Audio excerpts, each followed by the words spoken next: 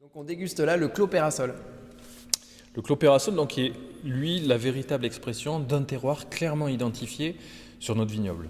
Puisque c'est le Clos, c'est vraiment une parcelle de 7 hectares à l'entrée du domaine de Peyrassol et sur lequel on retrouve les principaux cépages de l'appellation. Voilà, parce que cette particularité géologique, qui est un effondrement karstique, c'est-à-dire une sorte de lentille creuse de 7 hectares quand même, sous laquelle le quartz s'est dissolu et qui crée une parcelle avec toutes les expositions disponibles sur une petite zone de 7 hectares.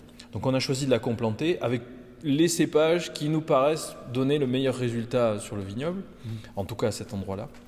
Et c'est systématiquement dans ce parcellaire qu'on choisit tous les jus qui permettent d'élaborer cette cuvée Le Clos. Donc tous les raisins qui constituent ce vin proviennent de ce clos, entouré d'un mur de pierre sèche fantastique. Et là, cette année, l'assemblage, c'est Cinsault, Grenache et Tibourin. Voilà, 3 cépages qui se sont particulièrement bien exprimés en 2020 sur cette parcelle. On a retenu les 3 cépages parce qu'ils sont complémentaires. À la dégustation, en fait, ce qu'on retrouve, c'est le côté floral léger aérien du Cinsault, les petites baies rouges du Grenache et l'acidité soutenue avec ce côté presque citrique du Tibourin. Donc ici, on a une très belle expression aromatique. Donc on a un élevage qui est à la fois en jarre, nos fameuses jarres de 10 hectos, et en cuve inox.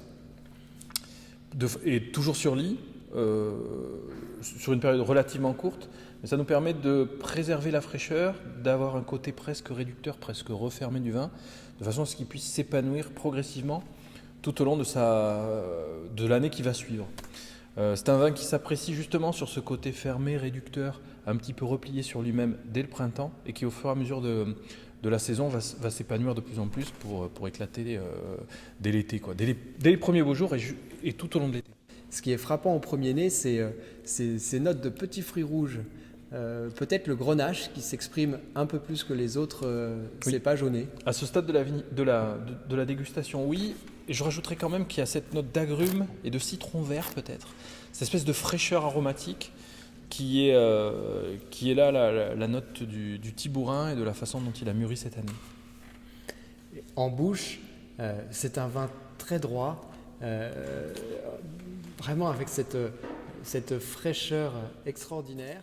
Pour moi, c'est l'expression de l'association véritable d'un terroir particulier, clairement identifié, avec des cépages également qu'on a choisis pour les implanter à cet endroit-là, après les avoir essayés sur différentes zones du vignoble, et de la recherche d'une expression, d'une fraîcheur, d'une tension qui fait la caractéristique et l'identité de Peyrassol. C'est un vin que l'on déguste de l'apéritif au dessert et qui est vraiment l'expression d'un savoir-faire de Peyrassol. Voilà.